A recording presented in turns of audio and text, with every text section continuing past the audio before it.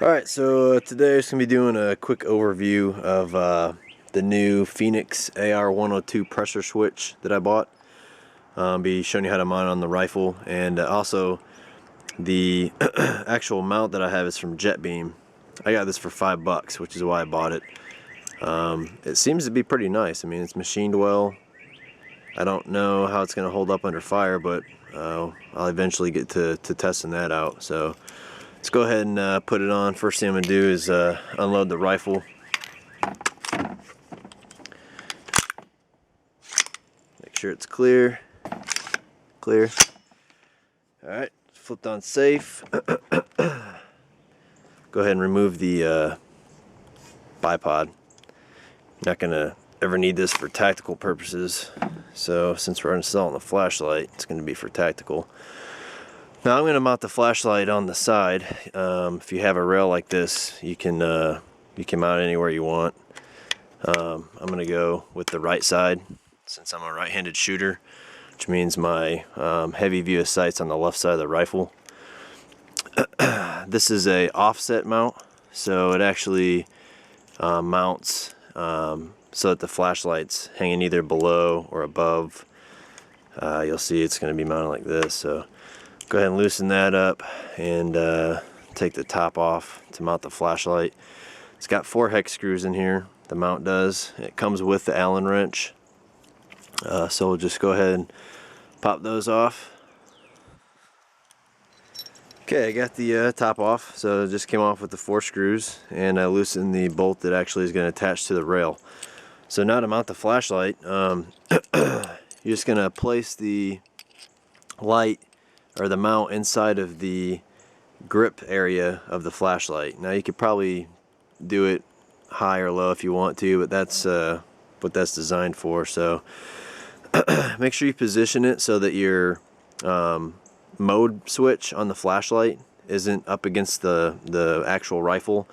So if you put it on like this and mount it to the rifle, it's gonna be hard to get to the mode switch. So just keep the mode switch facing out or up, either way, one of those. And then you're just gonna place the clamp back over on the light. So it's kind of looking like this. We'll go ahead and take the lanyard off. You don't need a lanyard when it's on your rifle. If you do, there might be a problem with you. So go ahead and take this off. Man, that's really getting me. Bam. Alright. Got the lanyard off. Got the, let's go ahead and scoot this back over. Get it perfect. Alright, there we go. Now we'll go ahead and set the screws back in to tighten the clamp down.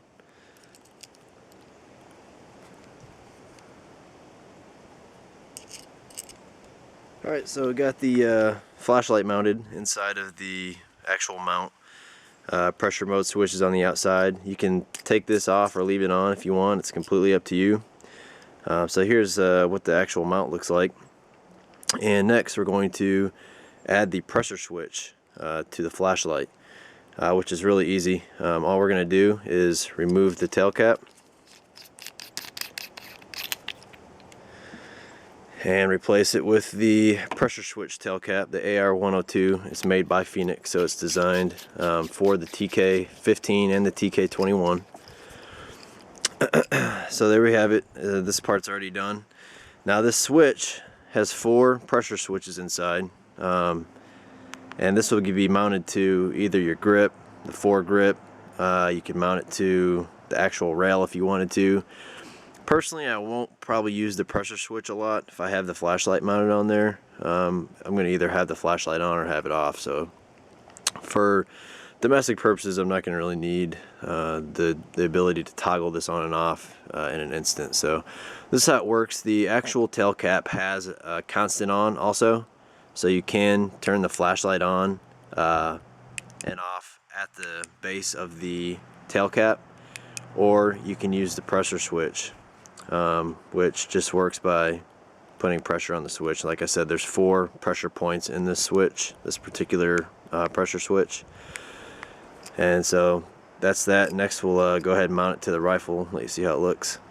Alright, now we're going to actually attach the TK21 flashlight that is already inside of the mount, has the pressure switch installed.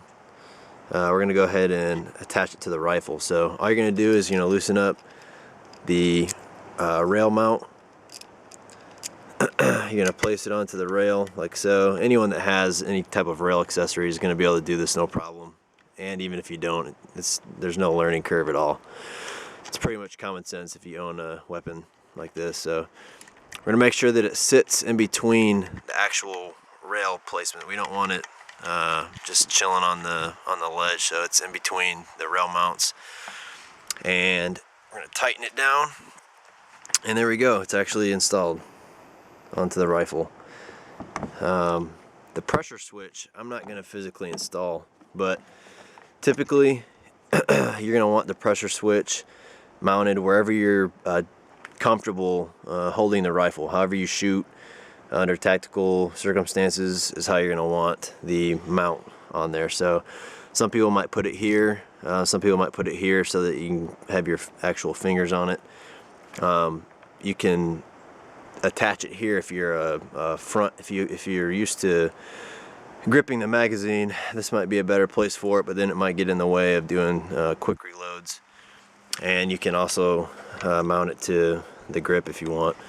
Like I said, for domestic purposes, I'm never gonna need to use a pressure switch probably, but I picked it up for 11 bucks, so went ahead and bought it anyway.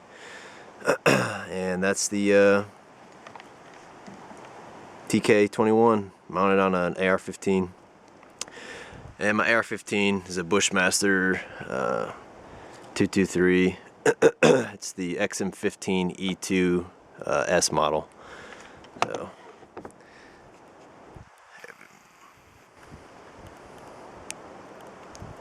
alright, here's the flashlight mounted with just the regular tail switch on here. I took the pressure switch off because this is how I'll probably mostly have this weapon set up if I have the light on it.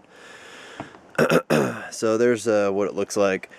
Personally, I don't want the extra obstacle on my rifle of having the pressure switch on there. I prefer just to, if I'm going to have the light, reach up and snap it on, snap it off with the tail cap. Now, obviously, if you're moving indoors, outdoors a lot, going in and out of buildings, the pressure switch comes in handy. I don't ever plan on having to do that domestically. If I do, it probably won't be with my AR-15. So anyways, hope you guys enjoyed it.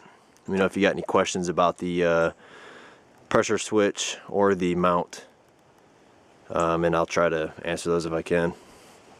Alright, just gonna give you guys some good 360 views of the light on here so that you know exactly what it looks like mounted on the weapon.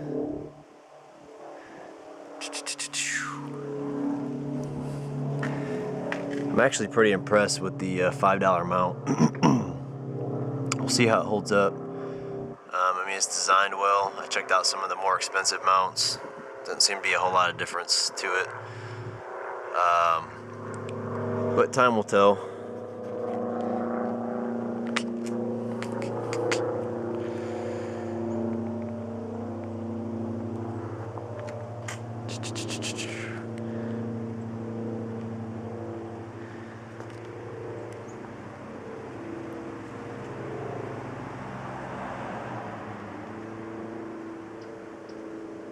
Alright, so I just discovered that this flashlight actually works on my Glock 17 as well. It's a little bulkier than you're probably going to want on a tactical pistol, maybe. But I actually like it, and I think the highest output of lumens for a tactical light right now for a pistol, like for its intended purpose to slide on and off, like the Streamlight is like 300 lumens. I think the Surefire makes one, it's 180. So to have 468 lumens on my pistol is kind of nice. And the grip is actually the switch to turn on is actually perfect, because this is my grip here, and so I can just use my thumb to toggle the button on and off, or I can just do the momentary on and off with without having to click the button all the way in.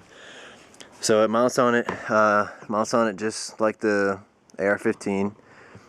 Just got to line the notch up in the rail system, and that's what it ends up looking like. Now, like I said, this is probably not the most practical scenario, but I figured you guys should know how much versatility there is with the weapon mount for $5, and the light also. So pretty neat. Here's the reverse side of it. So